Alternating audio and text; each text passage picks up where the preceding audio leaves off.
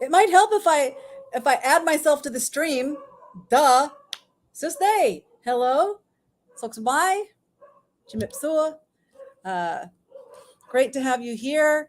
I'm starting a few minutes early. My mom has a comment already a half hour ago, so I don't know if she's still here. But hi, Mom, if you are. And hopefully Chalet joins us pretty soon. And Jessa and Bob and Andy. Let's have a full house tonight.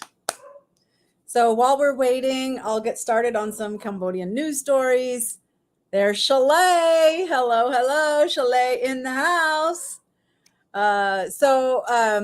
Actually, I was just at a birthday party for a friend of mine. She turned 90 today. Her name is Queenie.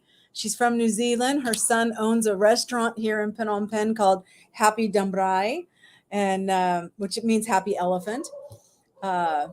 And so Bob was also there because this is where we have our Sunday crosswords, every Sunday. Duh. And so I'm like, Bob, come on, you got to join the live, I said, Chalet really wants to see you and everything. So hopefully he'll join. And Jessa, I was talking to, she's free this evening. Let's give Bob a call and bug him.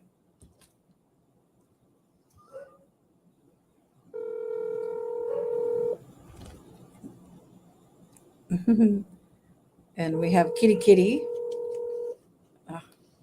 sitting down right in here. I'm not sure where the microphone is. Hello, how are you, Bob?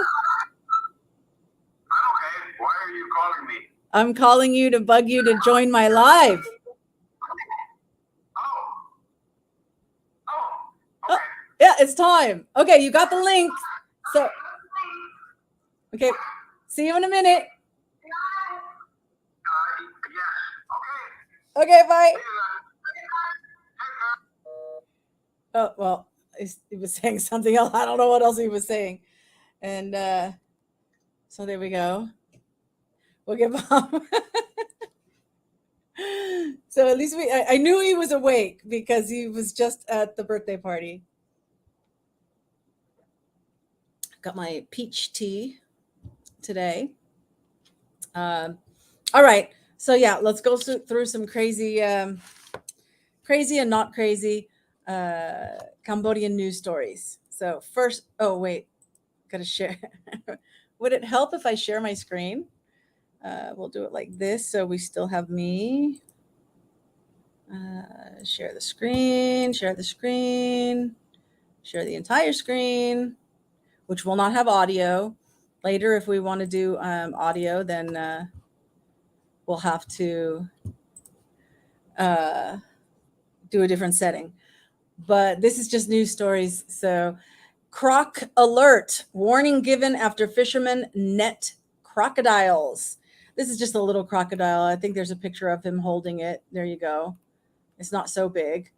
But yeah, he caught a crocodile. And authorities are worried the people that fish in the river and, maybe wash their clothes, whatever.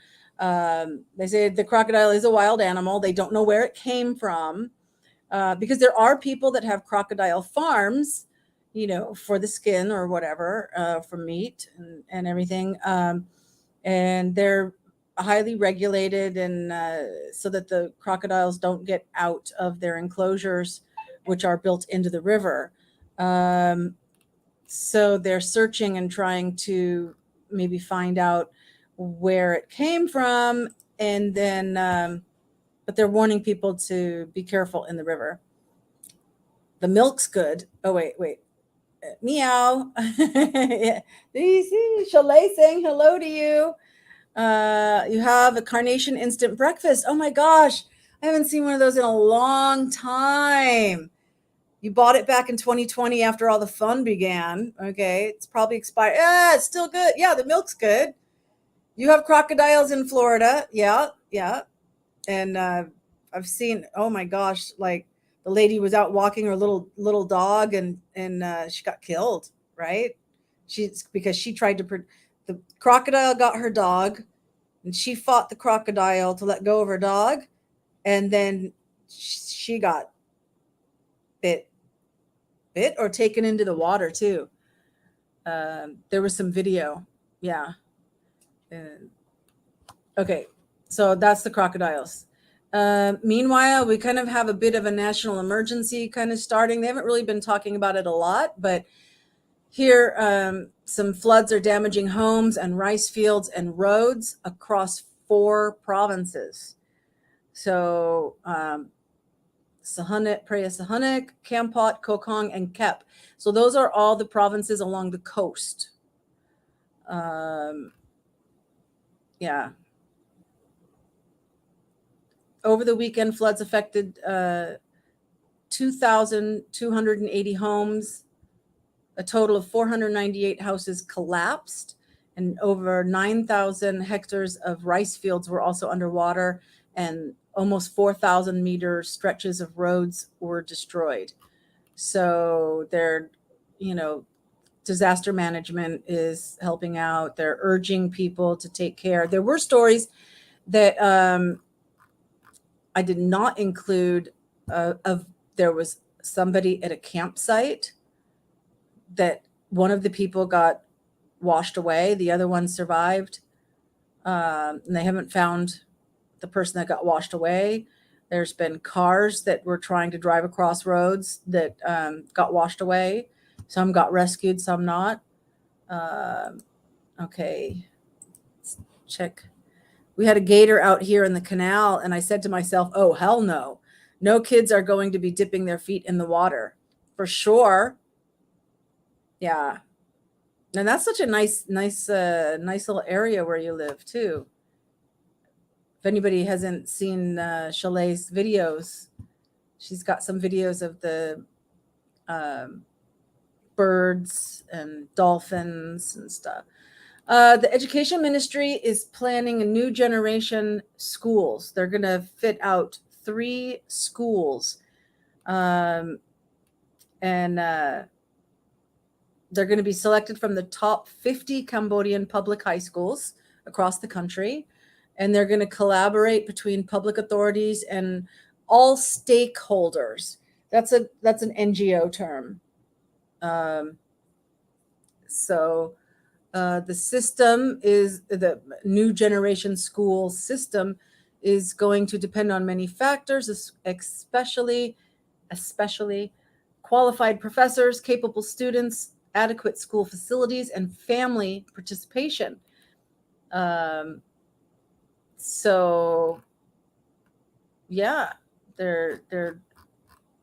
doing what they can to improve education. So that's good. Oh, the gators come and go. And cranes are making a flight back. This one is in a wildlife. These 2 cranes were spotted in a wildlife sanctuary in Krache province. So according to the recent census data, some 180 cranes have been recorded this year. In 2002, there were 878 cranes, but that plummeted to 161 in 2021. And last year, only 156 were recorded. So it's coming back a little bit. Yeah. So that's good. That's good news. Good news. World Wildlife Fund is saying this extraordinary discovery has undoubtedly prompted additional conservation efforts to protect the sanctuary from our government partners, the WWF community, and other stakeholders. I think they mean like with. They're going to protect the sanctuary with the government partners, the WWF community, and other stakeholders, not from them. He probably meant like you get a gift from somebody or something like that, not protect from someone. Anyway, English is a second language sometimes, yeah. So that's good. I know that sometimes what happens is they go after the eggs, and so then you don't have new generations of birds. The poachers, they go after the eggs. So what we got here? Come and go. Okay, nothing else. 2 eyeballs, so that's good. Bob, are you here, Bob? Mom, are you here? Jessa, are you here? Andy, are you here? Someone else is here. Say hi in the chat if you're here. Next story. The World Wildlife Fund removes 2,000 snares, rescues 45 wild animals in sanctuaries. So that's good news. There's probably a lot more that needs to be done. These are some of the snares with the Environment Ministry spokesman, Net Piaktra. And that's just in the first 6 months of this year. So that's good. That's good. Lots of, almost 2,000 snares, 27 chainsaws, 45 live animals, including 13 long-tail, I've learned how to say this, macaques, the monkeys. I thought they were macaws or something, but it's macaques. I looked it up. 5 water monitors. Monitors are usually a lizard, right? 8 wild pigs, 2 red muntjacs, that's like a deer in the deer family, 1 red-headed vulture, and 16 red jungle fowl, probably something small like a pheasant or something, among others. And these animals were later released back into the forest. And for wild meat, they confiscated 169 kilograms. And 9 suspected perpetrators were placed under arrest pending trial for poaching and illegal land clearance. So the river guards are in 15 outposts along the Mekong River. And they also got confiscated gill nets and this is going to come up in the next story. It noted the team also successfully cracked down on 17 cases of electric fishing and confiscated 6 motorboats, 3 batteries, and 3 inverters. So this is something I had never heard about. When I first came to Cambodia, there were signs on the river that had like no electric fishing. I'm like, what? And so they'll have a battery in their boat, and they'll have 2 rods, a positive and a negative, I guess, and they'll stick them in the water to electrocute any fish that are in the area or any wildlife, right? Could be a crocodile. And then the fish die and they float to the top and they just scoop them up. And so that's why they do it. But it's extremely dangerous and it's not good to do. So let's see here. Andy? Yeah, where's Andy? A partridge in a pear tree. You were watching the Lori Vallow sentencing yesterday. I fell asleep. So I was watching it on True Crime. Oh my gosh, I can't remember the exact name of the channel. Anyway, it's a good one. And so I saw the first lady that was Tammy Daybell's aunt, I guess. And then there was, I don't know, another relative. And then there was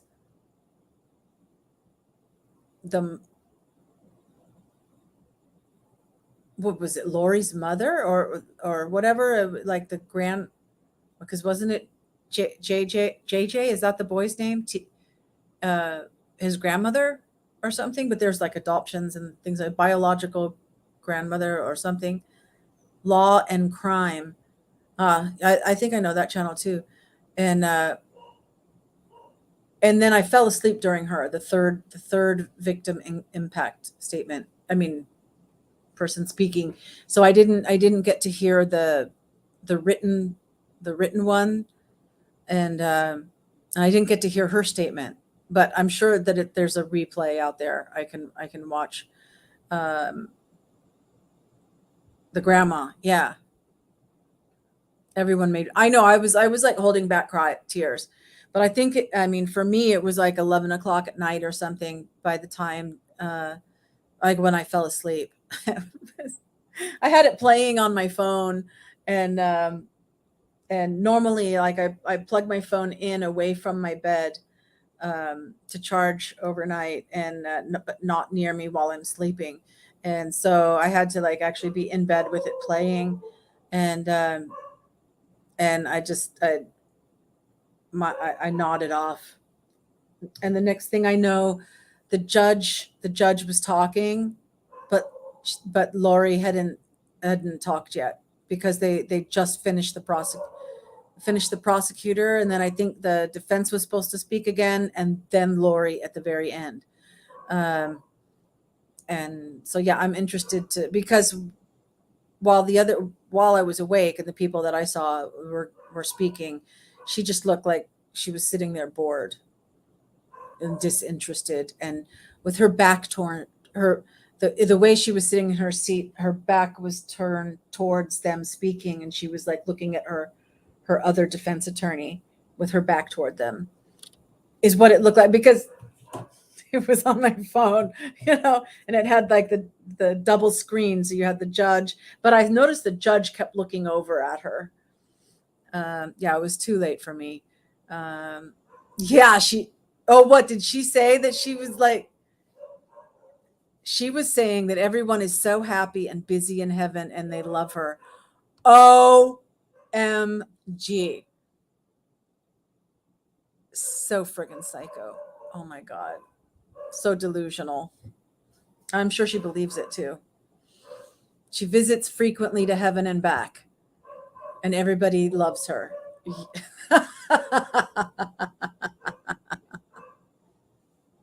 And the wife is a great friend on the other side. Oh, okay. Yeah.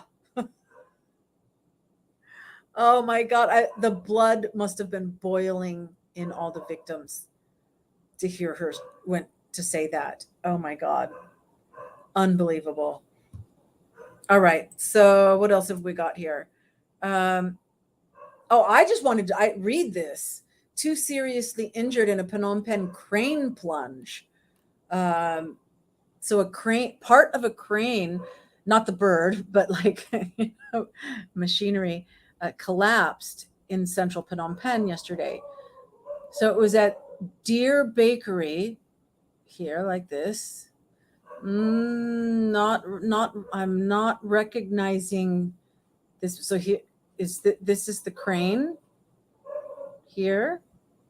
It looks intact, so it must not have tipped. Oh, maybe whatever it had hooked up to it came. I don't know. That's why I wanted to read this and see what happened. 2 men were working in a bucket attached to the crane when it suddenly fell, leaving them seriously injured. They're interrogating the witnesses who own the site and the construction contractors, as well as those around the scene, to figure out the reason for there's the bucket that they were in. Ew.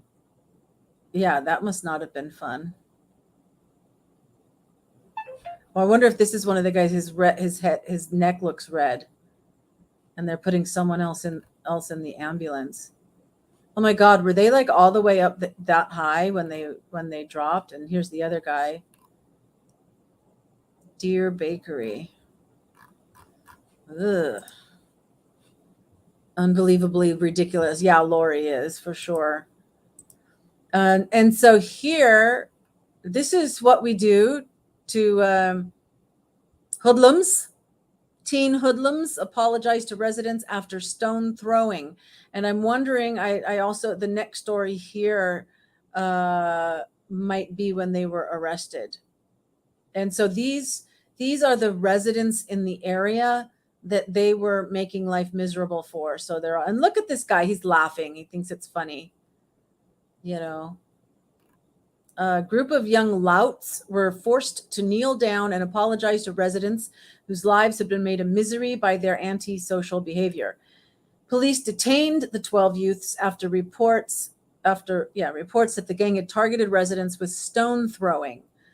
Police were led to the youths by this woman, Tiarat, 34 years old, in Tabong Kamum province, and a student playing football.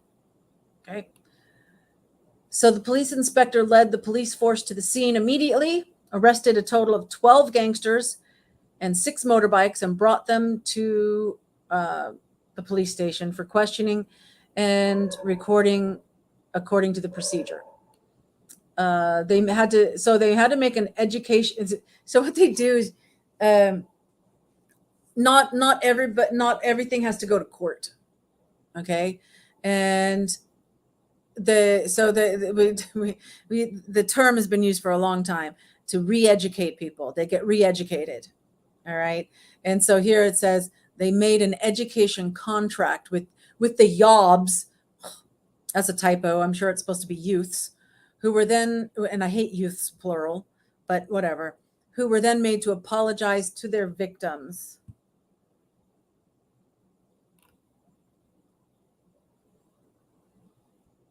This is a weird, like blacking out. Like this guy doesn't have any, blurring on him. This has blurring. This one has blurring. This one doesn't have blurring. This one does. Like, and then look at this, pink spots on half of their face for blurring, and then the rest of them don't. So like, I'm not supposed to be able to tell who this person is because there's a pink dot on part of their face. What? I've never seen that before. That looks stupid. Here's another angle of them apologizing to the residents. Oh. And so then this one, I don't know if it's the same group of teenagers or not. Sons and daughters of anarchy, youthful hoodlums busted. Oh no, this is in Phnom Penh, so this is a different story. Let me check your comments. You should see what the lovely teens did to a Chicago 7-Eleven. Never thought of that before. Like fishes. That's hilarious. The pink dot. I know. So there are about 30 gangsters on 20 motorbikes were riding along the road in an anarchic manner.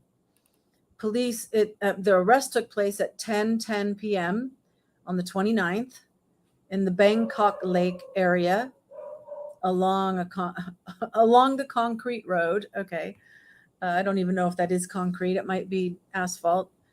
They ranged from 15 to 18 years old.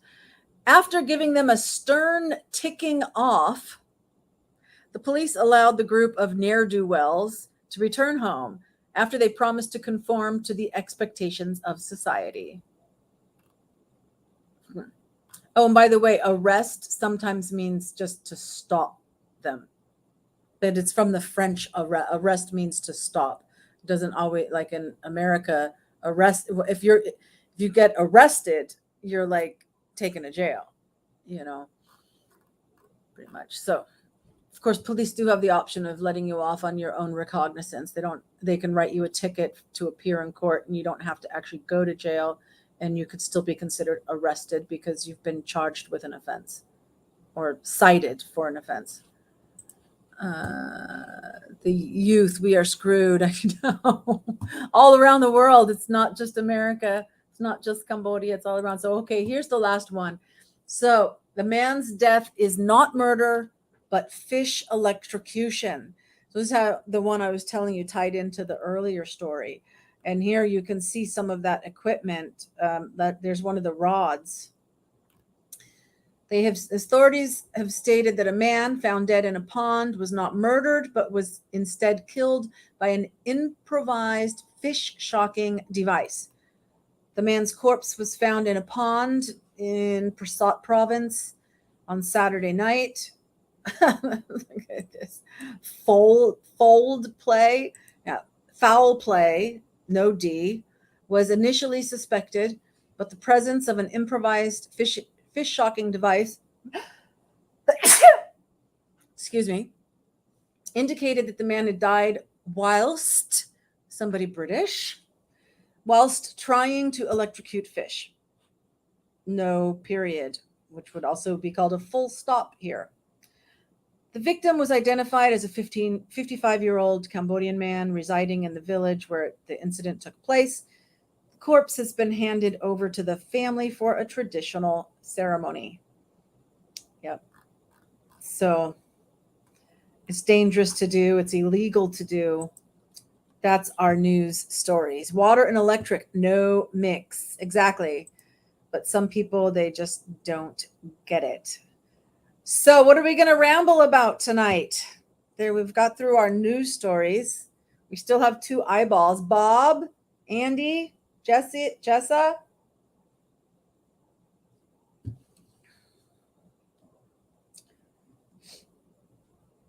Lori Vallow. We can, I can remove this screen. Let me,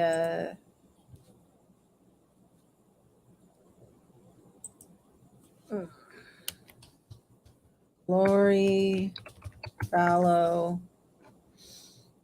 Sentencing, what to expect. The ant speaks ahead of it.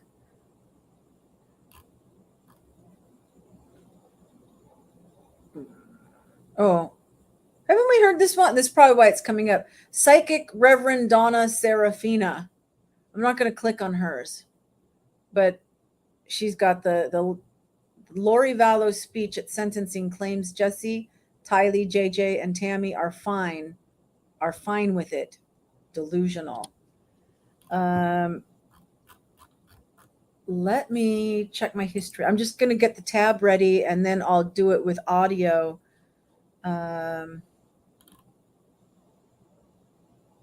Today, here we go. It's a crime. I like this lady. So this is,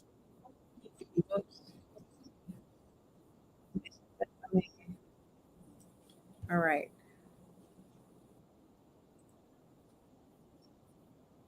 So, I've heard, yeah, I've heard of her too. I've been trying to find it. Her little speech, I've been trying to find that you heard it live. Yeah, yeah. This was, wait, wait. Stop that screen. Share the screen. Share the screen. Share tab audio. Chrome tab. I believe it was. So there, I'll pause it for a minute. Let me come back over. Okay, I'm still here in the corner and you guys can see everything. So she had this all live. So I just got to like move it toward the end to where she but this, if you don't know, It's a Crime with this lady Linda. Just a second, let me move this up a little bit. There you go. You can see It's a Crime. Shout out to her. If you want to see the whole hearing, please go to her channel and watch the whole thing. Okay, so we're gonna check it out though. Oh yeah, because I woke up and then they went to a break. Let's see what it's saying here. Substance abuse report, mental health review, and other reports. However, you elected not to cooperate with the pre-sentence. I do remember him saying that. Oh, there she stood up. Wait. Or maybe a lot of people during trial and here who explain the devastation you're responsible for, and you've forever altered the lives, not in a good way, for many, many people, destroying family relationships, taking people away that were loved, cared for, and needed. You may not believe to this day that you've done anything wrong, and you still may think you're justified. This by sounds your like he's religious actually going to be beliefs, giving what the happened sentence. here. I I'm think not I here need to to go. judge Yeah, that, but I rewind. don't Okay, believe that thank any you. God in any religion would want to have about love. Now, Lori and I didn't always get along. Our team has had tension and frustration and a lot of misunderstanding, Oh, defense. but overwhelmingly an overarching Oh, I see. This guy concept in the behind blue right here. Lori and Okay, so everything that she speaks says. after him, right? That's a win for all humanity. So now what do? Fixed term plus life indeterminate My aunt. Okay. to Okay. give Lori Daybell a 14-year concurrent sentence. I for am the going to grand play theft her. I got to find it. to run So concurrent with each one of the this other is just charges. before. So We can do this, Judge. We can move forward towards peace we'll let it play from here. again and heal, which is what we really need to do. Thank you, Your Honor. All right, thank you for the recommendations, Mr. Thomas.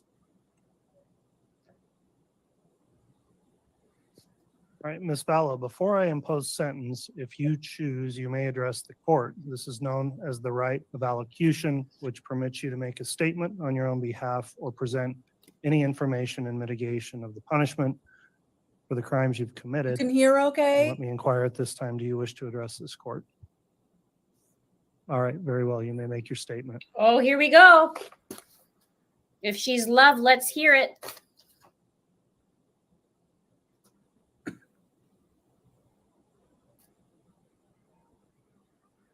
I would like to start by quoting John from the New Testament in the Bible. In John chapter 8, verse 7, Jesus says, "He that is without sin among you, let him first cast a stone at her." Then in verse 15, Jesus says, "Ye judge after the flesh, I judge no man. And yet if I judge, my judgment is true." Jesus knows me, and Jesus understands me. I mourn with all of you who mourn my children and Tammy. Jesus Christ knows the truth of what happened here. Jesus Christ knows that no one was murdered in this case. Oh my God. Accidental deaths happen. Suicides happen. Fatal side effects from medications happen. Okay. What did her kids come? Is she only talking about Tammy there? I mean, because I don't think her kids committed suicide and burned themselves alive, or burned their bodies and buried themselves. You know, and so that's not murder. If I and weren't they? I mean, I didn't see the trial, so I didn't see evidence that was presented during the trial, but I mean, weren't they dismembered as well? So we've got dismemberment of the two kids, dismemberment, burning the bodies, and burying the bodies, but they weren't murdered. There's no murder, nothing to see here, folks. There's no murder. And that judge, he's making notes. He's watching her like a hawk. OMG. Okay, let's continue. I have a different perspective in life because in 2002, when I was pregnant with Tylee, She is me. I died in the hospital while in labor with her. They tried to stop my labor. They put me on the table and they put something in my IV, and I felt my spirit falling to the floor. I was standing near my pregnant body, watching the doctors try to revive me, which took them a few minutes. In that time, my sister Stacy was standing to my left. I turned to hug her and was surprised that her spirit was as tangible as a physical body, because I knew I was in spirit and she was in spirit. She said she needed to show me some things, and we went to heaven.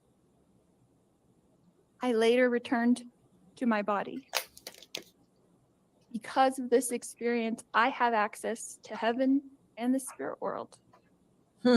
Since then, I have had many communications from people now living in heaven, including my children, Tylee Ashlyn and Joshua Jackson, my sisters, Stacy and Lolly, my aunts and my uncles, and my grandparents. I have had many communications with Jesus Christ, the Savior of this world, and our heavenly parents. Now, wait a minute. This is the first time I've heard that she had sisters that died, like stillborn or something, or were they like? Is there any chance she killed her sisters? Because she's a serial killer in my mind. I think she's killed every previous husband or father of her children and her own children, and attempted, to murder other. And what the guy that helped Alex or whatever, didn't he get murdered too?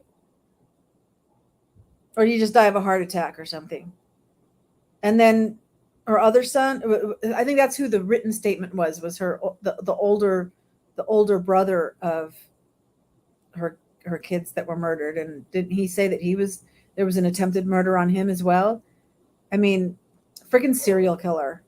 It's good that she's put away. I don't know what her sentencing was in the end, but I know she's never getting out, and it's for life. They tried to kill her niece's husband. And that trial's coming up. Oh, yeah.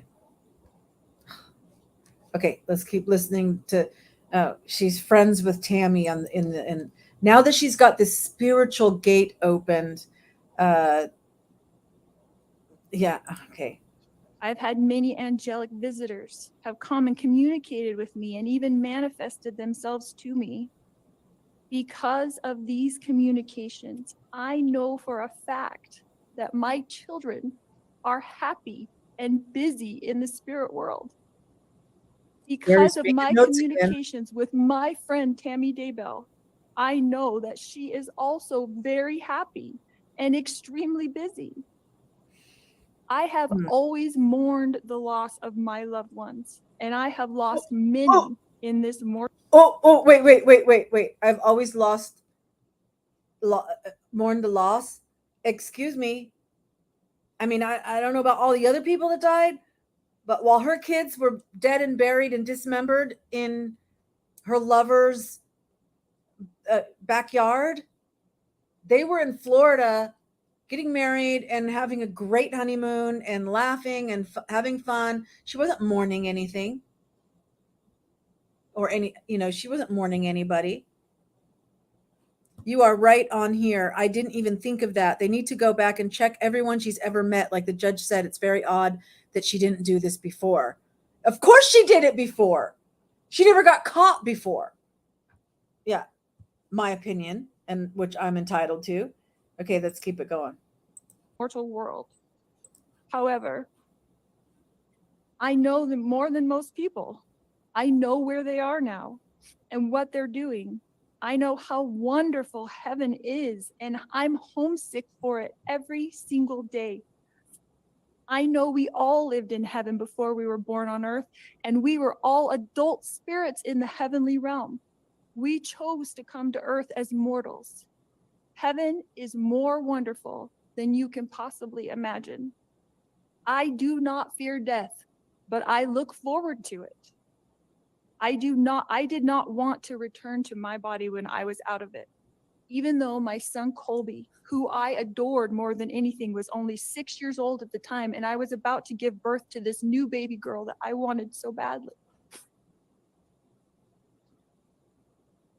I was a young mother, and you would think I wouldn't want to leave my children, but as I stood in heaven, I did not want to go back. I thought they would be fine without me because I was peaceful and I was happy and I was home.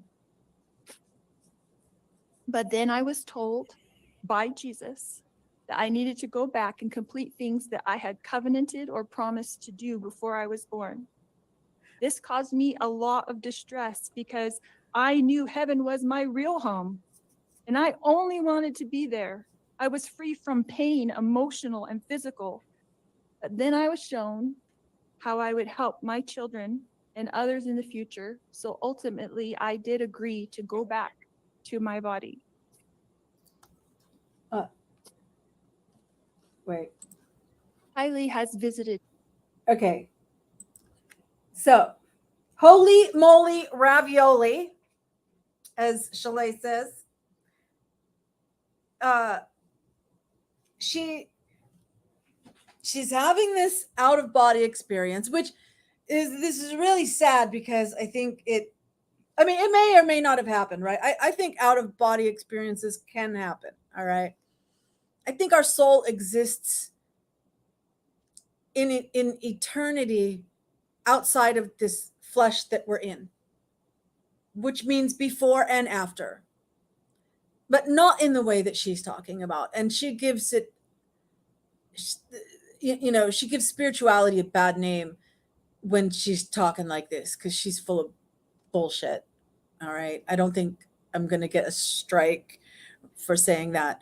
So glad you're playing this because I was watching it by myself. Yeah. So we can have a conversation about this. So she just said she's having her out of body experience and she knew that she had to choose to come back because she had a mission to help children.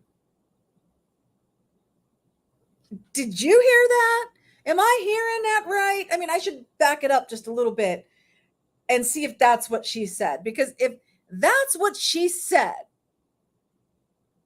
then why did she kill her children? Oh, because they weren't good, precious little children anymore. They were zombies now. You got to get rid of the zombies. Can you imagine the fear of her daughter already knew what happened to zombies. She knew murder was happening. She knew what her mother was doing, and mother and Alex together, and Charles is what's Chad. She knew what happened to the zombies. Lottie B. You're hearing it again, and it's like the first time. And she's twisting the word. Absolutely. The fear that her son might not have had that much fear because he had some, I don't know if it was autism or something on the spectrum or whatever, or just some kind of disability, mental disability. But her daughter knew. And once her mom started calling her a zombie, she knew what that meant. My goodness. She must have been, but she was going to start college, right? She had just graduated high school and was going to start college or something? I don't know. Oh no, she took everything away and all his routine, and then his sister. They killed her first. Yeah. And she knew it was coming. And here she is. What got us on this? She's saying that she had to come back from her out-of-body experience to care for children, not just the child she's giving birth to, not just the 6-year-old Cody that she already had, not just JJ to come, not just her children, but children. She's got to be here in the world and not stay in heaven where it's beautiful and everything's happy. She's got to come back into this world to help care for the children. They need to check back everything where she's been. Absolutely. Absolutely. Oh, hell no. I am not afraid to say that. So, yeah, we're going to replay it a little bit here. There, just 2 minutes. That's enough. Have come and communicated with me and even manifested themselves to me. Because of these communications, I know for a fact that my children are happy and busy in the spirit world. Because of my communications with my friend Tammy Daybell, I know that she is also very happy and extremely busy. I have always mourned the loss of my loved ones, and I have lost many in this mortal world. However, I know them more than most people. I know where they are now and what they're doing. I know how wonderful heaven is, and I'm homesick for it every single day. I know we all lived in heaven before we were born on earth, and we were all adult spirits in the heavenly realm. We chose to come to earth as mortals. Heaven is more wonderful than you can possibly imagine. I do not fear death, but I look forward to it. I did not want to return to my body when I was out of it.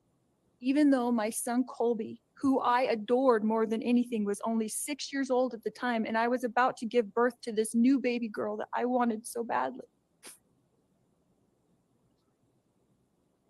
I was a young mother, and you would think I wouldn't want to leave my children, but as I stood in heaven, I did not want to go back. I thought they would be fine without me because I was peaceful and I was happy and I was home. But then I was told by Jesus that I needed to go back and complete things that I had covenanted or promised to do before I was born. This caused me a lot of distress because I knew heaven was my real home and I only wanted to be there. I was free from pain, emotional and physical. But then I was shown how I would help my children and others in the future. So ultimately, I did agree to go back to my body. Mm. Kylie has visited me. Mm. She is happy and very busy. Kylie is free now from all the pains of her life. Kylie suffered horrible physical pain her whole life. I sat with Kylie in the hospital year after year after year while she screamed in pain when the morphine wasn't even enough to take away the pain of her pancreatitis. I sat there while she cried and I held back her hair while she threw up. And I am the only person on this earth who knows how much Kylie suffered in her life. She had pain every single day. She never felt good. Her body That's not did not work right. And I don't know if that was from complications from me dying while she was being born or something else, but she had a very difficult life. And she ended her suffering. She was sexually abused by her own biological father since she was 3 years old. And she was forced by family court to go visit him for 10 years against her will. I fought for her in court. I protected her. I tried to protect her with my whole life. I tried to protect her. I worried about her every single day. Kylie had to get her GED because she couldn't go to school every day because she never felt good. She felt sick. Nobody knows this because Kylie, like myself, tries to put on a good front, tries to be a happy person, tries to have hope in life. Okay, I got to stop for a second there and say there's video after Chad was murdered by Alex, shot accidentally, right? It was a gun, right? That and they're outside. The police are in the house starting their investigation, and they pull up Lori and her daughter, and that's when they talk about the pool party, right? Isn't that the pool party time? She was probably poisoning her. I absolutely thought that too, as she was saying that. But yet, she didn't look in. Tylee, is that her name? Her daughter didn't look in pain then. Her daughter was out. Her daughter had a driver's license, would go out with her friends. No, she wasn't in pain every minute of her life. There might have been times if she had this pancreatic cancer. And then throwing out the sexual abuse, this is the first time I've heard of that. It could have happened. Horrible if it happened. Is that why she killed that husband? Were they even married? I don't even remember if she was actually married to everybody. But I know they all died suspiciously, But is that, I mean, he's dead. He can't defend himself. And she's dead. Nobody can talk to her about it. I don't know. And there's horrible cases in the United States where sexual abuse, fathers who are sexual abusers are given either custody of their kids or visitations with their kids. But you would think that in the space of 10 years that maybe something about that could have come out. According to the oldest son, he was abusive. The one she killed was a good guy. Yeah, Chad was a good guy. No, I've thought from the beginning, though, that she killed the first one, too. And did she have three before? It was Chad her fourth or her third? Tylee's dad was not good. Okay. So maybe she felt she was protecting her kids by killing him. Not sure who Colby's dad is. That's what I mean. There's like, she was going through men like crazy, but yeah, from what I heard about how the other ones have died, no, I think she did it. Absolutely. And oh, okay, let's keep listening. Tries to know that she's here for a purpose and that she has an eternal purpose to be on this earth. But I never stopped worrying about her. One of the times that Tylee came to me as a spirit after she died, she commanded me, and she said to me, "Stop worrying, Mom. We are fine." She knows how I worry and how I miss her.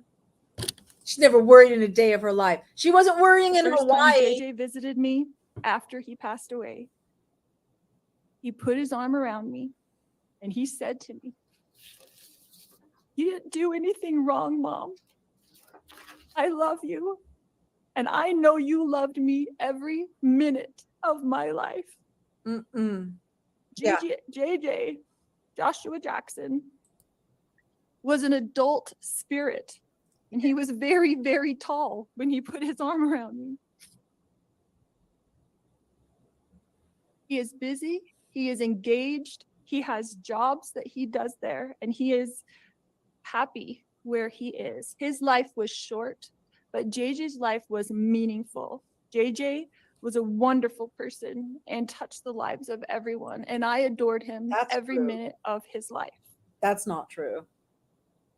My eternal friend, Tammy Daybell, has visited me on several occasions. She came to bring me peace and comfort. The family. And I know that she is extremely busy helping her family, especially her children and grandchildren. And I have a great love for Tammy.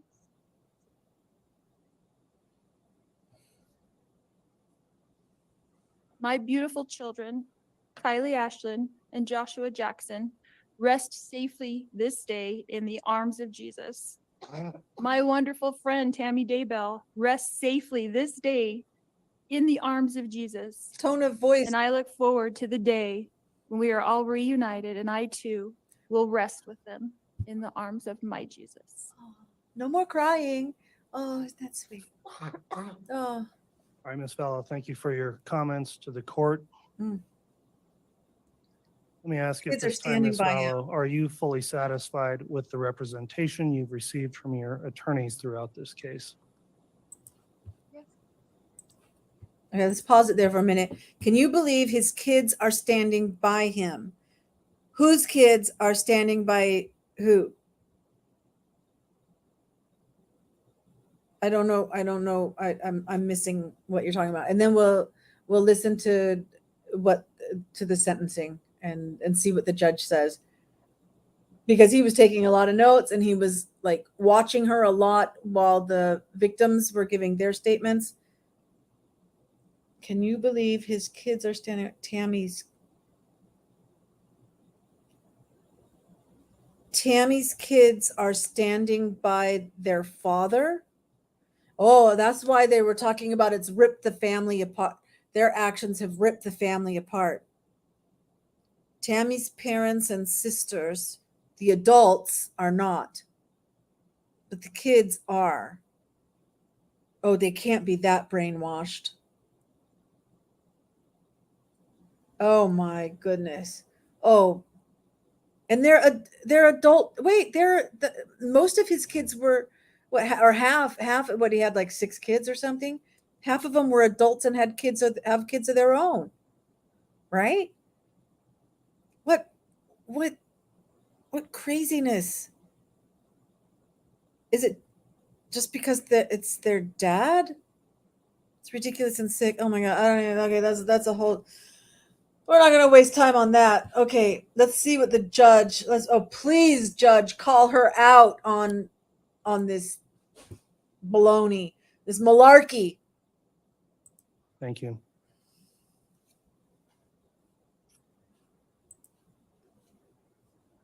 They're blaming it all on her. Oh, the kids are blaming it on Lori. Oh. Oh no, no, no. He was already friggin' psycho when he was a guest on radio shows and having his books and all this kind All of right, the stuff. court will Oh, conclude then with that's how they my met. own review of the matter and then pronounce sentence. Ms. Fallow, based on the jury's verdict of guilty in this case, it is the judgment of this court that you're guilty of the following counts of the amended indictment. Count 1, conspiracy to commit first-degree murder of Tylee Ryan and grand theft by deception. The brainwashing is Count real. 2, first-degree murder of Tylee Ryan. Count 3, conspiracy to commit first-degree murder of Joshua Jackson Vallow and grand theft by deception. Count 4, first-degree murder of Joshua Jackson Vallow.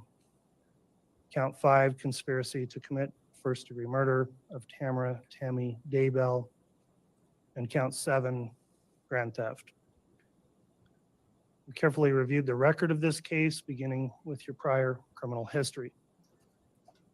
Very notably, you're 50 years old. These are the first criminal convictions you've ever had. I will note, however, in addition to these convictions, you have 2 additional conspiracy to commit first-degree murder cases pending in Arizona. And it's somewhat incredible in this case that seeing you've gone from no criminal history in your life to now having been convicted of 2 counts of first-degree murder, 3 counts of conspiracy to commit first-degree murder, and you continue to face more additional counts of conspiracy to commit first-degree murder in another state. I've looked at the recommendations in the pre-sentence investigation report. It ultimately recommends a prison sentence stating, quote, incarceration under the custody of the Idaho Board of Correction. Normally, the court would have some additional information to rely on in fashioning its sentence, including the benefit of recommendations based on a gain evaluation, substance abuse report, mental health review, and other reports. However, you elected not to cooperate with the pre-sentence investigation. As I would note on page 23 of the pre-sentence investigation report, it states, quote, Lori Vallow Daybell intends to remain silent during the pre-sentence investigation process. She has the packet, but does not intend to answer any questions of evaluators or investigators. Quote, no attempts were made to complete the court-ordered screenings due to her refusal. I'm advising you that that was your choice to not cooperate in the pre-sentence investigation, but it left me without some additional information that potentially could have been mitigating in your case. And as I proceed with the sentencing, I'll note those deficiencies in the information I normally would have in a pre-sentence investigation report. As has been mentioned by both sides here, the court has to consider certain sentencing objectives when I sentence somebody, and these are set out in cases including State versus Toohill, which is a Court of Appeals case 103 Idaho 565, and it's been adopted by our Supreme Court as well. And I have to consider for main objectives, number 1, the protection of society, which is the primary objective. 2, deterrence of the individual and public generally. 3, possibility of rehabilitation. And 4, punishment or retribution for wrongdoing. That case states, moreover, it's clear as a matter of policy in Idaho, the primary consideration is the good order and protection of society. Well, that's going to happen. Put her away will help protect society. All other factors must be subservient to that end. I've also reviewed and considered the criteria set forth in an Idaho statute 1925-21 on the question of whether or not you should be confined to prison and to what extent. That statute sets out a variety of factors I have to consider in weighing whether a long prison term here would be appropriate. Some of the attorneys cited already to some of the provisions of that statute, and again, it talks about the primary consideration of the protection of society, and also talks about the impact on the victim, the possibility of risk reduction through rehabilitation, and deterrence are also to be considered. There are some factors laid out in that statute that are not necessarily controlling, but weigh in favor against either imprisonment, or in this case where imprisonment's required, an extensive imprisonment term. Some of those factors under Part 2 of this statute is the defendant's criminal conduct neither caused nor threatened harm, which is clearly not the case here. That the defendant did not contemplate the conduct would cause or threaten harm. Again, that would not apply here. The defendant's criminogenic needs indicate the defendant will benefit from supervision and treatment in the community. That's unavailable, as community treatment can't occur with a minimum prison sentence required here. Another factor, were there substantial grounds tending to excuse or justify the defendant's criminal conduct, though failing to establish a defense? I don't find those apply given the facts of this case. Other factors, the victim of the defendant's criminal conduct induced or facilitated the commission of the crime. That did not occur here. Another part talks about compensation, which I don't find would be appropriate here other than on the grand theft charge. Part G, the defendant has no history of prior delinquency or criminal activity or has led a law-abiding life for a substantial period of time before the commission of the present crime. That is the single most mitigating factor I see in this case. Again, it's unbelievable that at your age you have no prior criminal history and now you sit here convicted of the most serious charges. I also have to consider whether the criminal conduct was the result of circumstances unlikely to recur. Based on the evidence in this case, and in particular, considering the statement you just made to the court, I find it weighs against me finding in mitigation for that factor. And then finally, the character and attitudes of the defendant indicate the commission of another crime is unlikely or the defendant demonstrates amenability to treatment. So those are the mitigating factors. Then in aggravation, we have more factors to consider. Is there an undue risk that during the period of a suspended sentence or probation, the defendant would commit another crime harmful to another person? Would a lesser sentence depreciate the seriousness of the defendant's crime? Will imprisonment provide appropriate punishment and deterrent to the defendant? Will imprisonment provide an appropriate deterrent for other persons in the community? And a factor that would not apply here is the defendant a multiple offender or professional criminal. Convicted, not I convicted. don't have an LSI score, which is one value I can look at to help determine whether or not you'd be likely to reoffend. I don't have that because you wouldn't cooperate with the report. So considering here that you've lived a law-abiding life and for a long time, you were obviously a good mother, sister, daughter, and friend to many people. That's generous. I have to take that into account. You've served a very long time of local jail, over 1,200 days, and the report is you've been a great inmate, never caused a problem for anyone in the jail. And you should be commended for that. And that also shows that you are capable of that. What a I kind believe judge. your counsel when they tell me you're an intelligent person.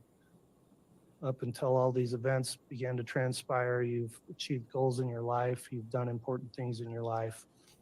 And I'd note that despite some of the comments here today, I think that he's just like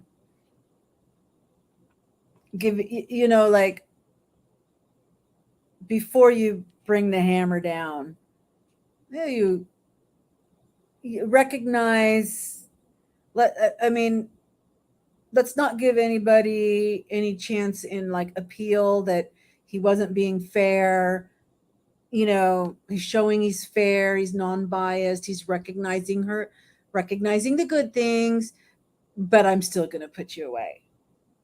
Right?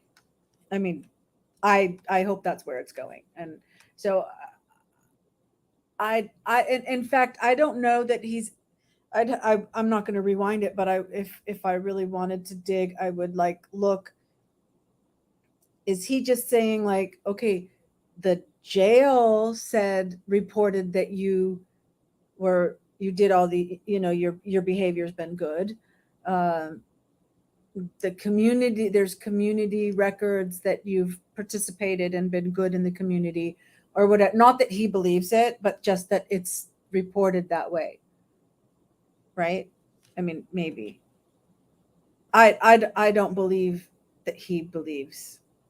I have no indication that he actually believes that she's anything other than a monster, but he's going through the motions because that's his job. That's what I think. I have found that during my interactions with you throughout this long case, including your trial, you've been respectful of the court. What? Do we know what this beeping is that keeps going on? You know what's so funny? Wait, let me. Sorry. Okay, let me raise this up. Oh, look, I can go like that, and then let's do that again. She goes. I love it when she goes. What? and then he's hearing some kind of beeping, and he looks over. So he's looking the same direction where her picture is on the screen. So it's almost like he heard her say that. He didn't hear her say that. There, now you can see her. Oops, wait. Did I bring it back a little bit yet? I don't think so. Let's watch that again. That was funny. Will imprisonment provide an appropriate deterrent for other persons in the community? Oh, that's way too And a factor that would not apply here is the defendant a multiple offender or Okay, we'll just professional let it roll. criminal. Oh, he gives it to her? Good. Yeah, no reason to I don't say have an goodbye. LSI score, which is one value I can look at to help determine whether or not you'd be likely to reoffend. I don't have that because you wouldn't cooperate with the report. So considering here that you've lived a law-abiding life and for a long time, you were obviously a good mother, sister, daughter, and friend to many people. Here's Linda. So I have to take that into account. You've served a very long time of local jail, over 1,200 days. And I have to take that into report is account. you've been a great inmate, never caused The a problem report for anyone in the is jail. You've been a good inmate. And you should be commended for that. And that also shows that you are capable of that. Mhm. I believe your counsel when they tell me you're an intelligent person. I believe your Up counsel. until all these events began to transpire, you've achieved goals in your life. You've done important things in your life. And I'd note that despite some of the comments here today, I have found that during my interactions with you throughout this long case, including your trial, you've been respectful of the court. What? And then he looks. Do we know what this beeping is that keeps going off? Well, I think she was just quiet. She wasn't like standing up, throwing a temper tantrum. All right. The court will next consider, Just talking like that. and I think it must be considered in mitigation, that you do have mental health issues. I've dealt with those throughout the context of this case where there were commitment proceedings. I've reviewed those reports and have that personal information from having gone through the determinations of whether or not you were competent or fit to stand trial. The most current diagnosis the court has is from Dr. Watson, and from February of this year states you suffer from, and I'll quote, delusional disorder, mixed type with bizarre content and hyper-religiosity, continuous and unspecified personality disorder with histrionic and narcissistic features. So obviously a very complex diagnosis that's been made here.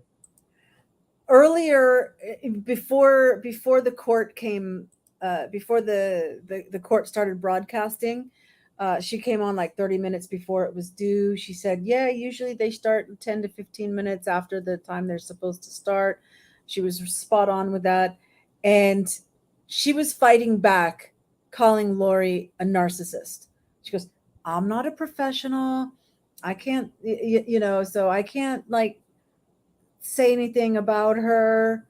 And you knew that what she was wanting to say was narcissist. Right there, somebody who's professional did diagnose her as a narcissist. So it's official now. Just wanted to point that out. Whether or not that can or how it would be treated, I think by all accounts is unknown at this time. I've reviewed your personal history, including statements from your own immediate family members, and it's clear that something radically changed in you that led you to where you are today. In a statement made in the pre-sentence investigation report, your mother stated it perhaps best and said that you are not now, quote, the person she knew. The record in this case, including all the evidence I observed during the jury trial, indicates that if it wasn't already occurring, that this relationship with the co-defendant seemed to be a catalyst for the change. At this point, I'll note that I will not be making comments on any other co-defendants in this case, as your co-defendant is currently presumed innocent and awaiting trial. In sum, there are significant mitigating factors the court has to consider here when I consider you and your life as a whole, and that does make the case difficult. Typically, when I see somebody to be sentenced and they don't have a prior criminal history, they're given opportunities to first prove themselves on probation or avoid a lengthy term of incarceration. However, of course, some crimes are so serious that even with mitigation, there is no other reasonable option except for a prison term and a long prison term. And sadly, you've been convicted of and have committed the most serious crimes possible, and those crimes also require an equally serious punishment. So this is the part where I will consider what I think are the factors in aggravation. I went through those factors in the statute that I look at, and as I'll explain, I find that 5 of those factors weigh against you and in favor of a lengthy period of imprisonment. First, the case itself. I'll discuss that. There was a lot of pretrial litigation in the case. You decided to take your case to a jury trial. I will state and emphasize that I firmly believe it's the right of every person in our country to exercise their right to a jury trial, and they're afforded the full due process of the law.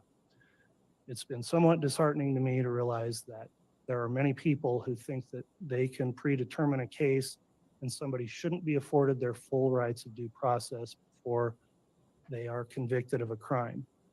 Well, I didn't make all of the rules that govern criminal cases, but I took an oath to uphold the rules that are there, and I make every effort to ensure that people's due process is protected, because that's an important duty of mine.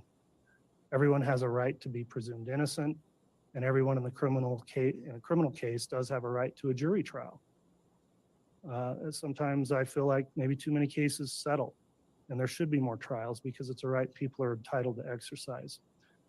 You exercise that right, and I in no way hold it against you that you decided to have your case determined by a jury. That's your right, and it does not impact or influence my decision in sentencing. Before trial, I did not delve into all of the evidence or facts of this case and only address those when necessary to make rulings on motions, because I wanted to keep objective through the proceedings and remain impartial. You were afforded all of your due process in this case, and ultimately, after presentation of the evidence, a jury did find you guilty on all counts. I bring that up now because when there is a trial, I learn and see all of the facts along with the jurors. And that's a different scenario than when someone enters a plea and I'm only allowing argument in a sentencing and not sitting through the evidence as I did here. Having considered all of the evidence that I saw at trial along with the jurors, it's been a difficult task for me to narrow down and articulate all of the aggravating factors, because really there are so many here. Murder is the most serious offense. And the most unimaginable type of murder is to have a mother murdering her own children. And that's exactly what you did. You were involved in and guilty of conspiring to murder. Can't go? Stuck poop makes thin women look fat. Do this to clear out stuck poop fast. Sorry, skipping Another that. group of children's mother, Tammy Daybell, who had children of her own. And despite the jury convicting you with overwhelming evidence, you still sit here before the court today and said you didn't do it. You came here to East Idaho, No where I've remorse. spent my life, and moved here from another place already with plans in progress to make your children disappear. The evidence bore that out at trial. You removed your children from their home in Arizona, alienated them from friends and family, got rid of JJ's service dog. You moved to Rexburg, a community where you could find 1,000 random families to take your children, and you brought them here to murder them. You had so many other options. Mm. You could have gotten divorced. You could have found someone to take care of those kids. But as the state was able to prove at trial, you chose the most evil and destructive path possible. You killed Right. those children, Use the word evil. according to the state's theory, and I believe it, to remove them as obstacles and to profit financially.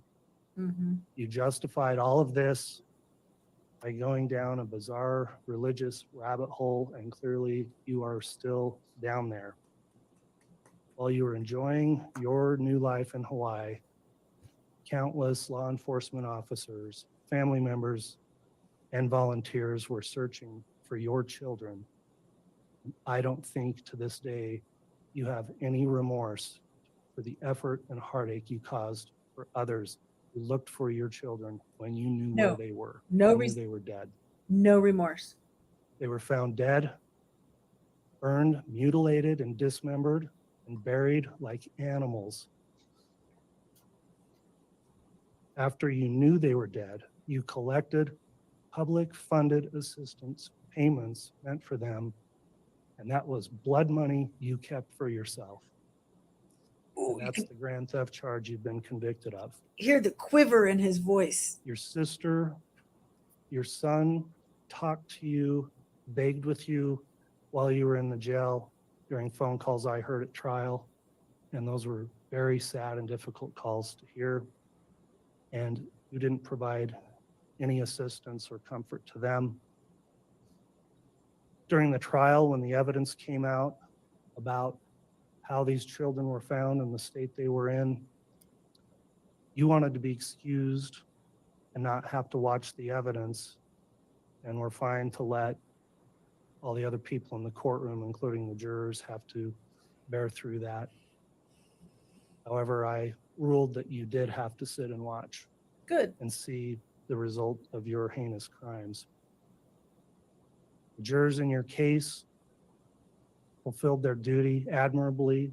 All 18 jurors we had, because we had alternates, went through the entire trial and faithfully fulfilled all their obligations and all the instructions. So we were able to get impartial jurors who weren't already tainted by pretrial publicity to decide your case. And I do thank the jurors publicly for the service they rendered. And the trauma that they Those have. jurors I noted during the trial were very good at keeping their emotions in check and keeping stone-faced, as they're supposed to do, and be objective until the case is done and submitted. However, I did note at certain times during the trial, such as when there were videos and pictures shown of you in Hawaii at this time frame when JJ and Tylee were lying in shallow graves, the disgust on the faces of those jurors was evident, and shocking revelations about what happened here just kept coming through the trial. Mm. The crime scene was a horrific thing to have to review, and there's images that I will never get out of my mind. And I'm just looking at the pictures. Law enforcement officers who had to deal with the aftermath of what you did, I'm sure were traumatized. And I know it was traumatic as well for the jurors who had to sit through and see the photographs of these dead and mutilated and buried children. For those people who loved and cared about JJ and Tylee and Tammy Daybell, to have to see those photographs of them through trial of their dead and desecrated bodies must have been devastating. Tammy Daybell was murdered as a result of your conspiracy. She was, by all accounts, a healthy, happy mother and wife through a lot of her life. And you were out shopping for wedding rings to marry her husband while she was still alive. You were planning a wedding to her husband while she was still alive. You haven't shown any remorse for any of those actions. And she ended up being murdered, buried, had to be disinterred later so an autopsy could be performed in order to prove the evidence of what you had done. She didn't deserve any of that. You took her life away. You destroyed that family, fractured it to the point where, in the information I've had through the PSI, there are relationships that will probably never be mended that have rippled as a result of what's happened. JJ and Tylee, of course, 7 years old, 16 years old, were separate people whose lives were cut way too short because of you. Never got to grow up and be adults.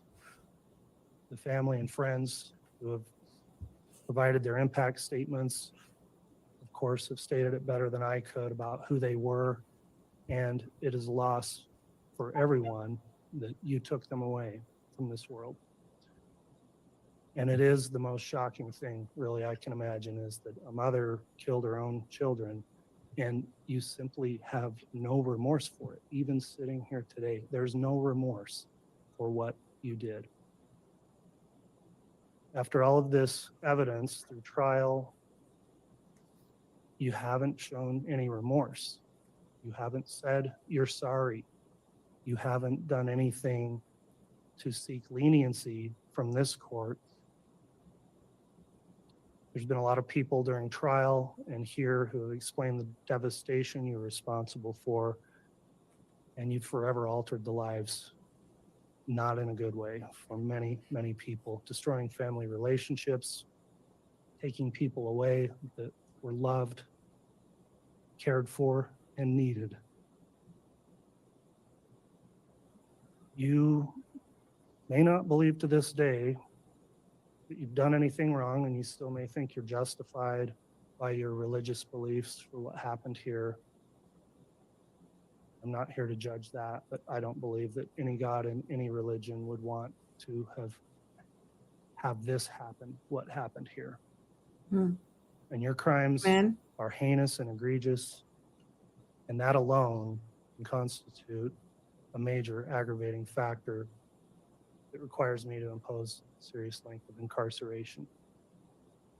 So after weighing all those factors, I need to an aggravation. I find that the sentences I'm about to impose will serve the interest of justice by, number one, preventing you from ever doing this again, that they will not depreciate the seriousness of your crimes, will punish you appropriately, and will serve to deter both you and others. So that concludes the aggravating factors the court considered. At this time then, I am prepared to pronounce sentence. Mr. Thomas, Mr. Archibald, and the defendant, would you please rise for the pronouncement of sentence?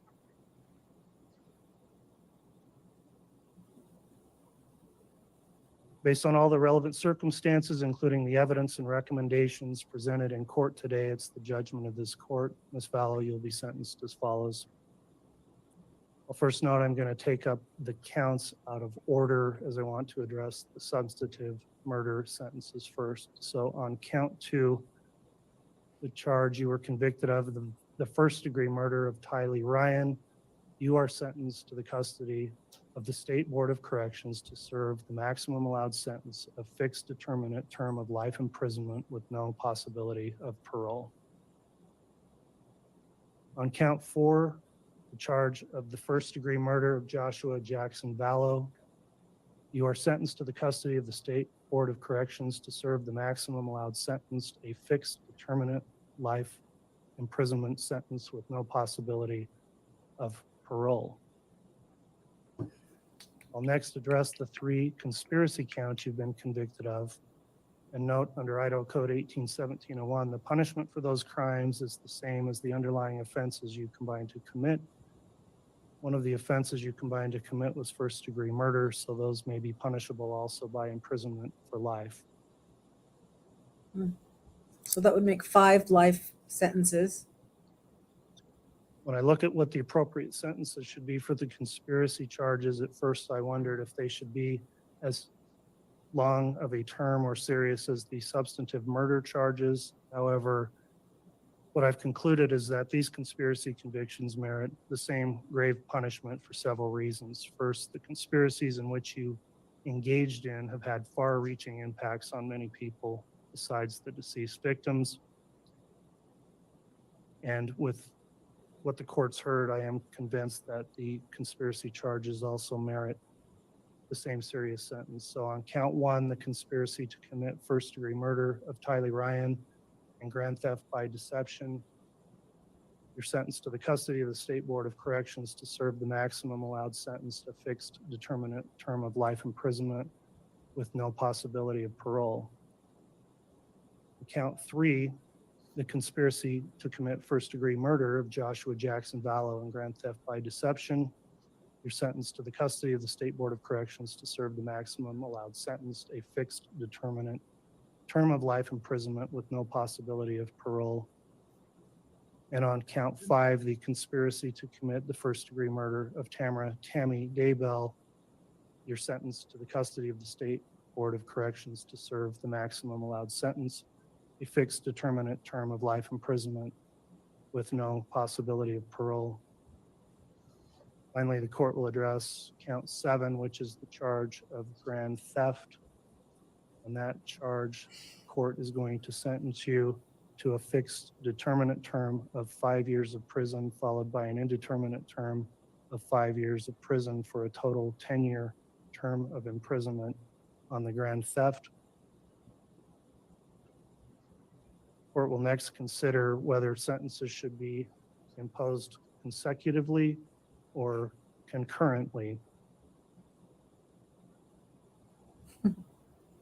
I generally don't, I'm a pragmatic person, and I've struggled with the point of a consecutive sentence when in Idaho, a life sentence is just that, a life sentence without parole.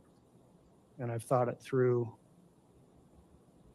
However, when I looked at this case and the more I thought about it, I've determined that because there are 3 separate murders with 3 separate victims that occurred at 3 separate times, then running counts concurrently would not serve the interests of justice, because those crimes all need to be taken into account separately and distinctly and individually. And you need to be held accountable separately for each of the 3 murders. So on those counts, the court will run consecutively the count 2 murder of Tylee Ryan, consecutive to count 4, the murder of Joshua Jackson Vallow, and count 5 will run consecutive to count 2 and 4, the conspiracy to commit first-degree murder of Tammy Daybell. So 3 consecutive life terms of prison. The remaining counts will be concurrent Fair. to the counts that are consecutive. The court will impose fines as requested by the state in the amount of $25,000 for all counts except the grand theft. On the grand theft, the fine will be in the amount of $1,000.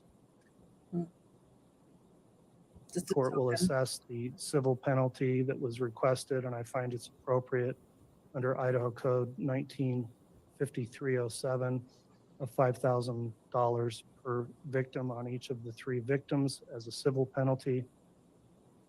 And then finally, the restitution, which was requested by the state, Mr. Wood, if you could reiterate that number, 22,000 of what the restitution term is. And I want to inquire if there's any other restitution being sought by the state. Your Honor, I believe I said 22,545.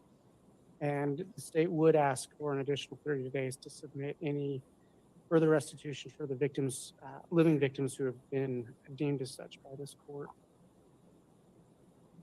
The court will assess that restitution on the grand theft charge of $22,545 as shown through the evidence of trial. And the court will allow 30 days for additional restitution requests, but that will be waived if it's not submitted timely.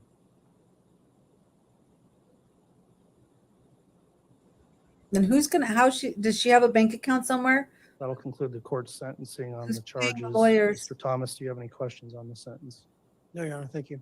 All right, Mr. Wood, do you have any questions? No, thank you. All right, counsel, before we conclude, and Ms. Vallow, importantly, I need to advise you of the rights you have now.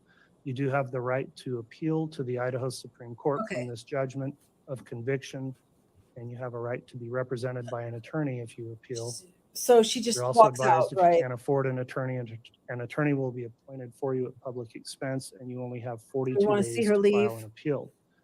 You also have the right to seek relief from my judgment under Idaho Criminal Rule 35. You have 120 days to No idea. file I that don't know if motion. Could make money off of If you Netflix. believe a correction or reduction of this sentence is appropriate because it was either illegal or too harsh. And finally, you may also have rights to seek relief under the Idaho Uniform Post-Conviction Relief Act. Those actions have to be filed within 1 year from the day your right to appeal expires. Do you understand those appellate rights? All right, she acknowledged yes. The defendant will be required to submit DNA samples upon remand to the Idaho Department of Corrections. I'll ask the attorneys to please turn in any copies of the pre-sentence investigation reports or addenda, so those can be kept in confidence and additional copies will be destroyed. And Ms. Valadable, you are hereby remanded to the custody of the Sheriff of Fremont County to be delivered to the proper authorities of the Idaho Department of Corrections for execution of this sentence. Thank you, ladies and gentlemen. That'll conclude our sentencing hearing.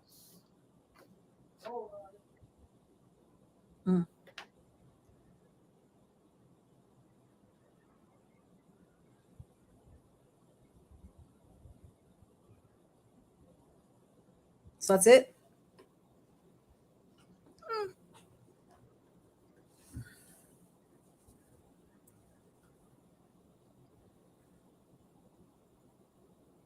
All right. All right. Well, Say the same thing. there we go. Lolo is going bye-bye. All right.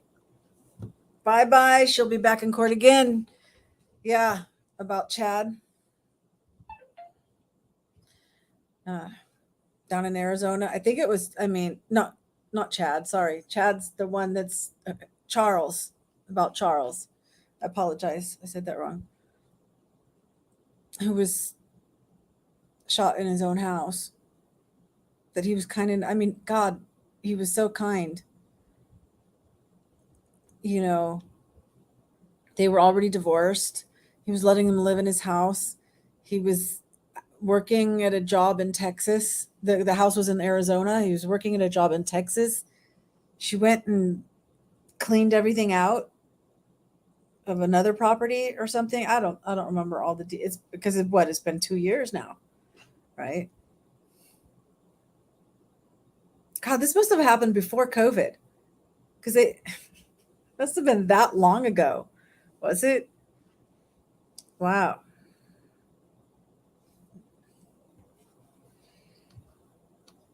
Charles too. Yeah. Her niece's husband.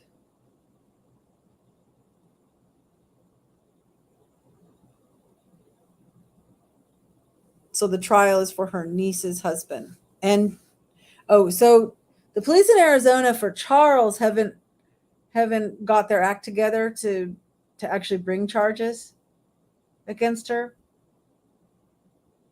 2019. Yeah.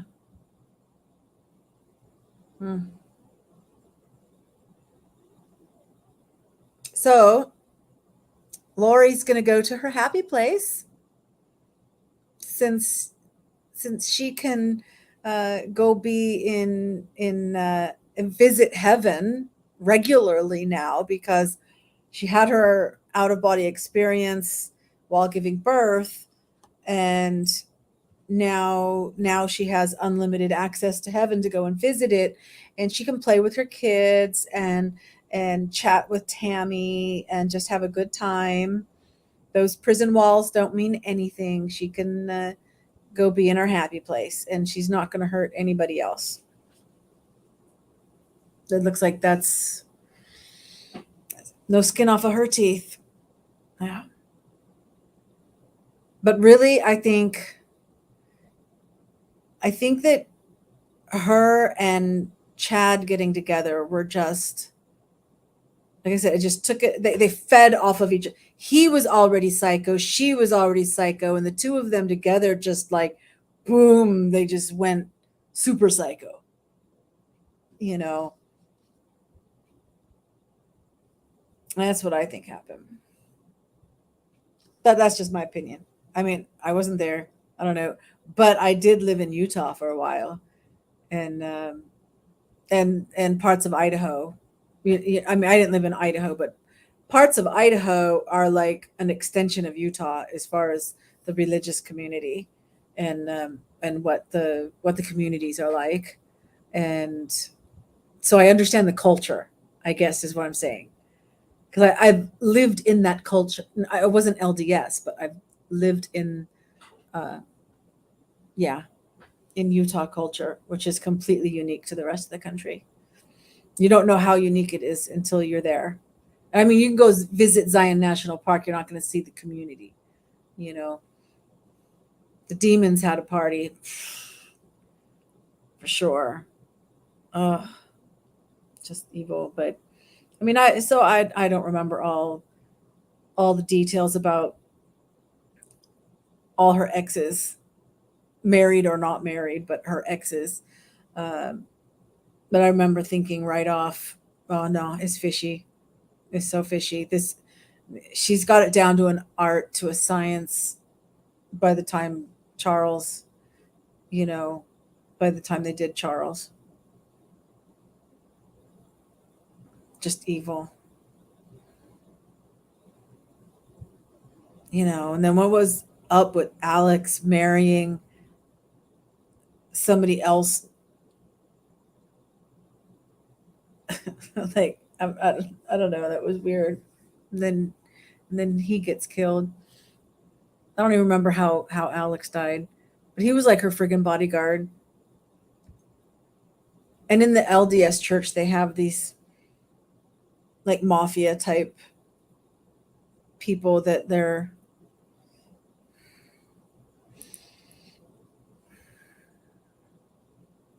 what like the Punisher, right? Or there's an actual name for him. Let's look it up.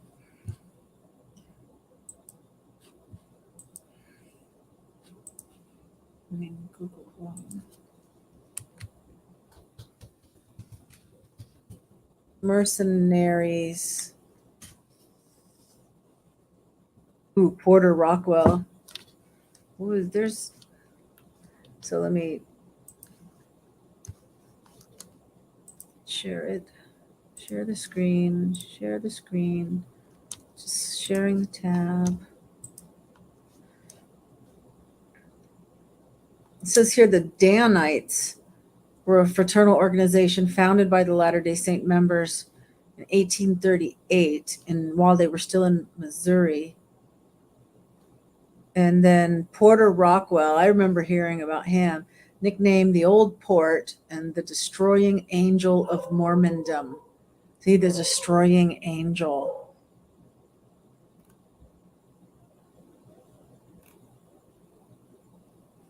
And then the Mormon Massacre, that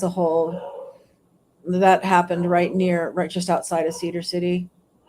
I mean, where there was this wagon train that was coming through the south. They didn't want to go the north through Salt Lake City. So they decided to go south, like on their way to California. and they stopped. I mean, they were camped out in this meadow, and they were attacked by Indians, Native Americans. But really, it was like later discovered that it was Mormons that dressed up as Indians in order to do that. And they killed everybody except for like children under 5 because they could adopt them, and like their trauma, they wouldn't remember. I remember lots of things before I was 5, but whatever.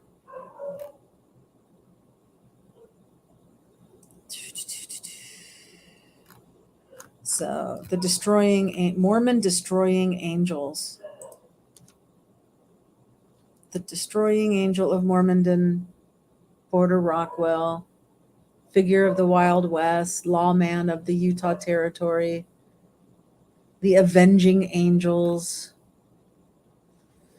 and stuff. Anyway, so I mean, I think she considered Alex her personal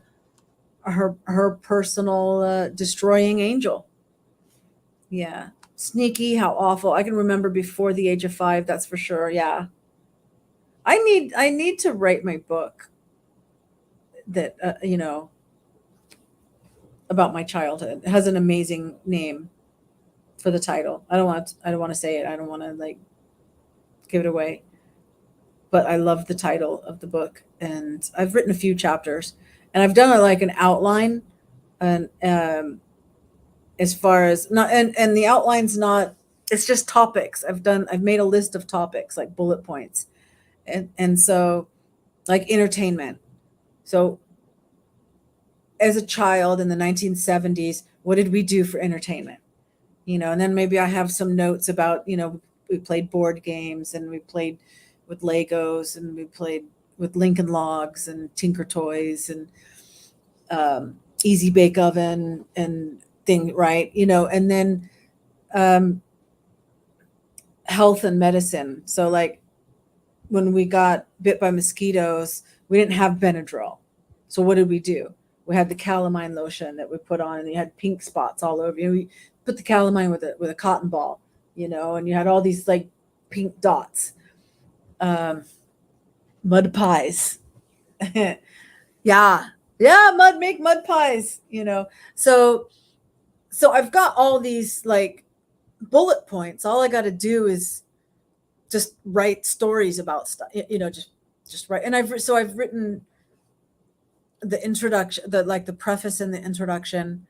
I've written the first chapter of like the earliest memories, like so up until kindergarten, and then I wrote the chapter about school, being elementary school, because I figure, I mean, it was 78 and 79 were my junior high years.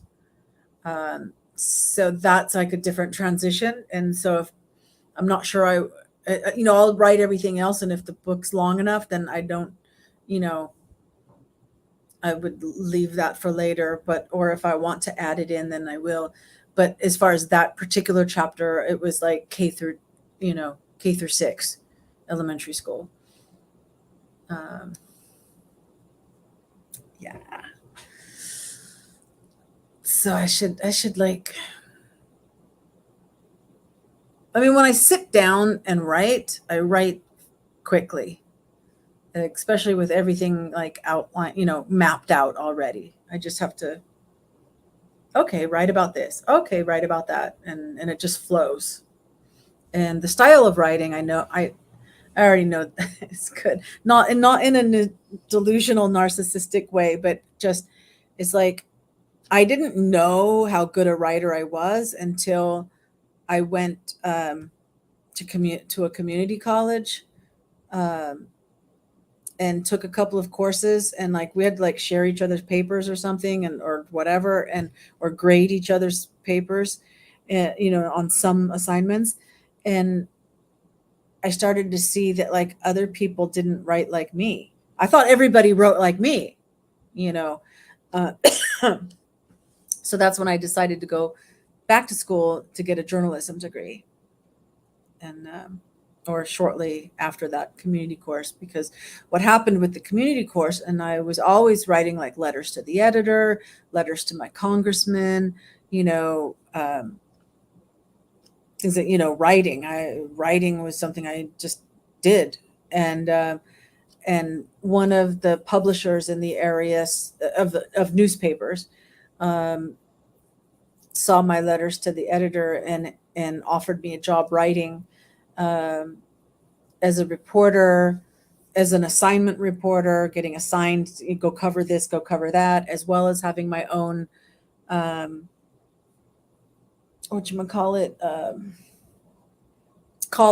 my own column, which was called Our Own Backyard. And I would just like, I'd randomly stop someplace and say, you know, I'd like to interview you for the newspaper. And I would find out about their history and who they were and what they did in their life and write about it. And so I had a really nice little column. You were like, damn. Yeah, it's funny that we're, you know, then if you saw the thumbnail, that was my one of the proms. It wasn't like, I'm trying to think if it was my junior prom or my friend Larry Tingler. It might have been his prom that we were going to, not my school's prom, but his school's prom.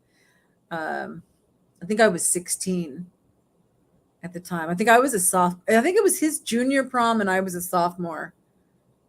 Because I was his date, his school didn't know like what grade I was in, so I was just his date. So we went, you know, and that was nice. We went to a restaurant in San Francisco for dinner. I think it was an Italian restaurant. I don't remember. I probably have a diary somewhere that I wrote it down in. And anyway, yeah. So the chapters that are written are good. I can tell you that. So I need to finish it, and then I can. I'll just make it an ebook, you know. But what time? Oh, it's almost 11 o'clock. Almost 2 hours. We've had a couple of eyeballs in here, but Chalet, thank you so much. We knocked on a couple of houses in junior high, pretended we were writing something for school. That just reminded me, man, we could have been killed. LOL. Oh, wow. Sounds fun, though. It was a different time. I remember an old man was so proud to show us everything. That's so cool. Wow. And, you know, we didn't have cell phones to like just take pictures of everything. And I know I got to do my house tour. I keep thinking about that, you know, and it's like, oh, should I do it now? No, not right now. Maybe later. And then another week goes by. You're right. We had the best childhoods. Absolutely. Oh, there's been a lot of good shorts on YouTube with, like, I guess somebody on TikTok did, said, how come nobody, you know, how come Gen X is, you know, off the hook? You know, baby boomers are ridiculed, millennials are ridiculed, but Gen Xers are off the hook. Why is that? And so then all these people are like responding. Have you seen any of those? They're great. I love it. They keep coming. Yeah, algorithm, yoo-hoo. I love those. Keep sending me Gen X in my recommendations. And they're like, you know, we're not, it goes two ways. We're not off the hook, right? We just don't care or whatever, you know. I mean, or like the other side is like, you know, we did this and we did that and we did, you know, growing up, you know, nobody cared about us, this, that, whatever, you know, and now we don't care about you. You know, I don't know. It's just funny. We rule. Everything is fine. I love it. You know, when I was young, like junior high, high school, and you learn about history, more about history, it's like, man, I was born to be a hippie. I miss the hippie days. That would have been like great, uh, really that I was drawn to the hippie age but I was born too late for that. Oh, but now it's like, no, it was great. It was great. Oh my goodness. And Bob, I have to tell you, he didn't come on to do it himself. So, and he'll make up his own jokes, Chalet, but I did not even notice it. But he immediately thought of your name and came up with jokes because he thought of it like this. Chalet. Have you ever had that joke, ever had that connection with pronouncing it chalet and thinking of the house chalet, a mountain cabin? I mean, is that like old for you? Oh, yeah. Duh. Yeah, okay.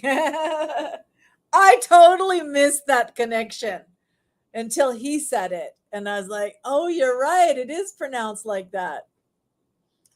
So I'll spoil it. She lay, she do, send her in.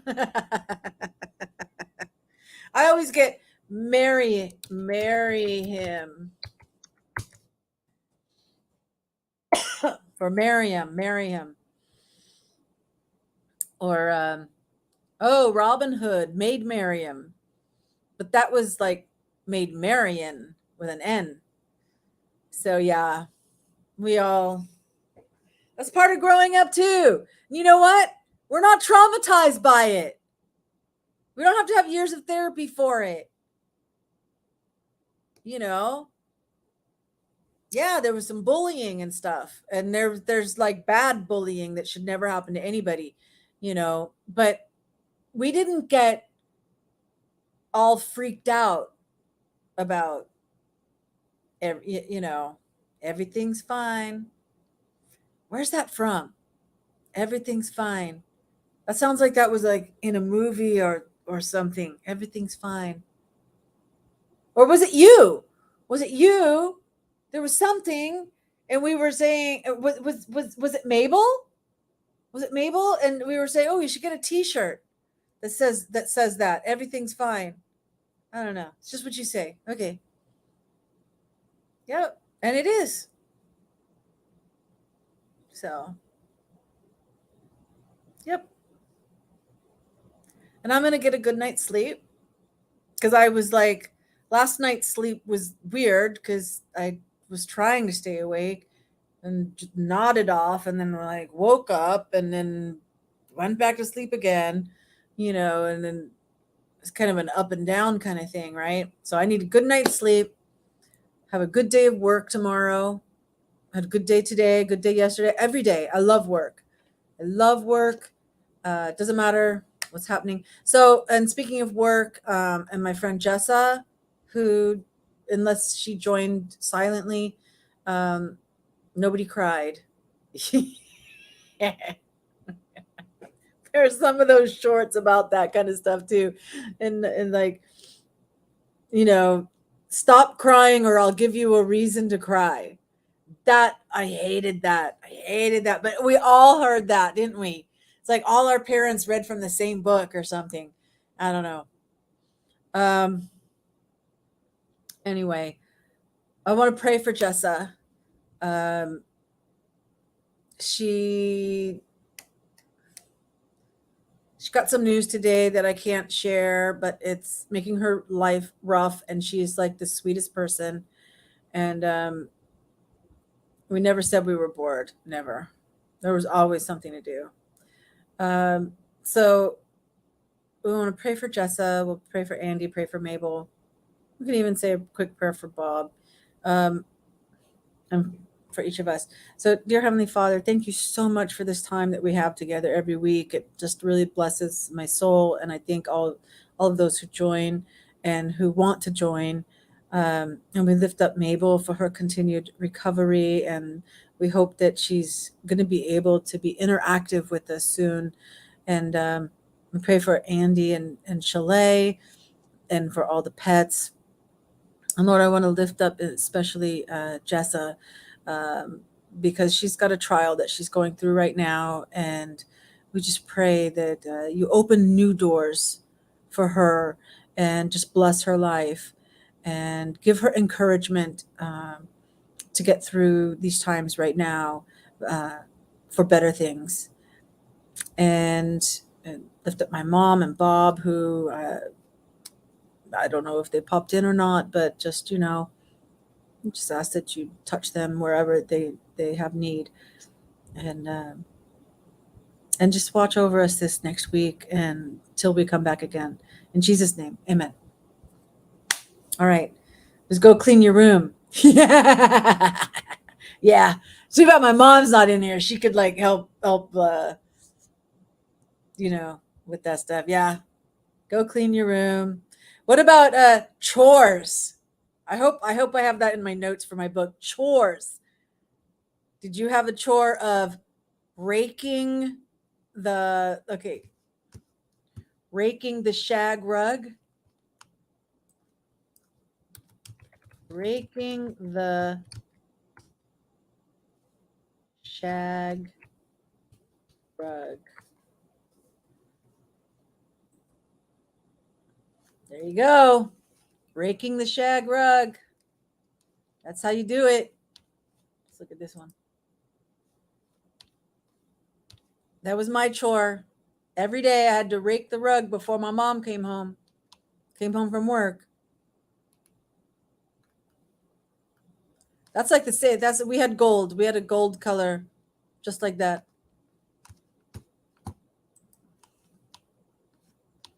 Vacuuming with the horrible Kirby. Man, I love the Kirby. When I got married, they were still selling them door to door, and I got a Kirby. I was so proud of it. You had the red shag carpet. Your brother's was gold. The avocado. Well, they had two. They had the avocado green and the lime green, and then brown and rust. I think that covers it. The gold, the orange was really rust. Well, usually it was either rust or a bright orange, like the lime green or the avocado green, the rust orange or the bright orange, neon orange, brown, gold. You said red, avocado, and brown. The Tupperware colors, Tupperware parties. Or your counters were green and something orange. Yeah, it was a blend. So you had your appliances, the refrigerator, the dishwasher, the countertops, the carpet, possibly in linoleum or Formica. Remember Formica? Let's look up Formica table. Here, we're supposed to be stopping. I'm supposed to be going to bed. Formica table. Like this one. Oh, great. Good times. Macrame. I actually have a book of macrame because I thought how cool it would be for Cambodians to make macrame. Okay, picture quick. Okay, macrame.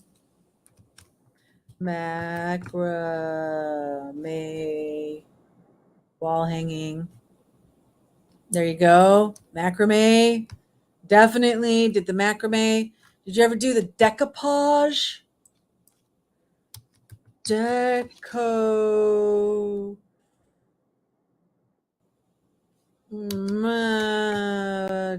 There it is. Deco. Oh, I was spelling it right. There you go. Decoupage. Where you take glue. And you cut out things out of paper, and then you glue them onto something else. And you could do layers.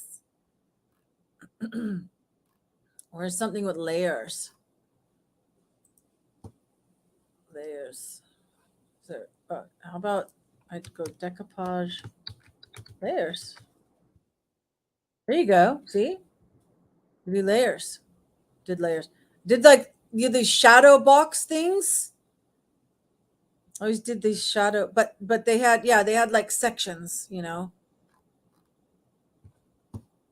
What you saying? What you saying? Actually, back in stock, owls. Yeah. Oh yeah, the macrame owls.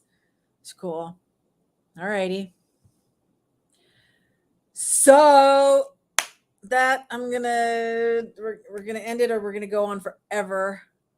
We can let's talk next. The next topic will be the 70s.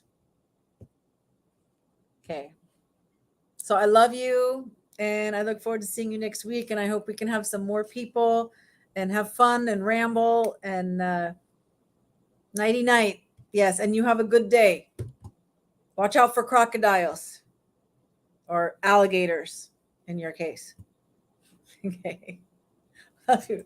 Bye-bye.